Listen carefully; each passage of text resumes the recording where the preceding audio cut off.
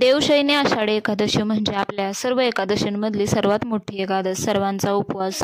12 महिन्याच्या कोणत्या एकादशी नाही केल्या आणि आषाढी एकादश केली तरी आपल्याला सर्व एकादशींचे पुण्य मिळतं. त्यामुळे ही एकादश सर्वात मोठ्या प्रमाणात केली जाते. मग यामध्ये लहानांपासून मोठ्यांपर्यंत सर्वजण एकादश करतात. कोण पंढरीला जातं, कोण पंढरीची वारी करतं, तर आपल्या जवळच्या विठ्ठल मंदिरात जाऊन दर्शन घेतात. तर कोणाला जमत नाही ते घरातच विठ्ठलाची पूजा करतात.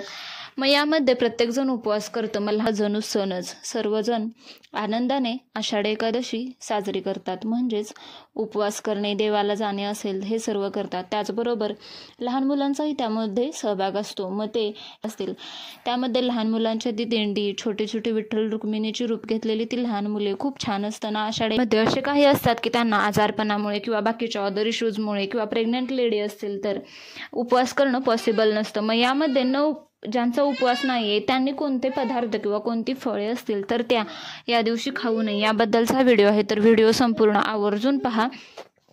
तर एकादशी दिवशी तांदळाचाच म्हणजे कोणताही तांदळाचा पदार्थ, त्यापासून कोणताही पदार्थ बनवलेला असेल तर तो अजिबात खाऊ नये.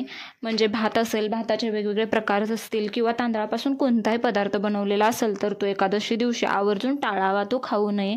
त्याचबरोबर लसूण, कांदा याचा वापर केलेला पदार्थ अजिबात खाऊ नये. म्हणजेच तामसी पदार्थ कोणतेही खाऊ नये. तसेच फणस, जांभूळ हेही फळे आपल्या आहारामध्ये त्या दिवशी घेऊ नयेत एकादशी दिवशी. तसेच घेवड्याची शेंग असेल तर तीही खाऊ नये. वांग हे एकादशी दिवशी आवर्जून टाळावं, त्या दिवशी खाऊ नये.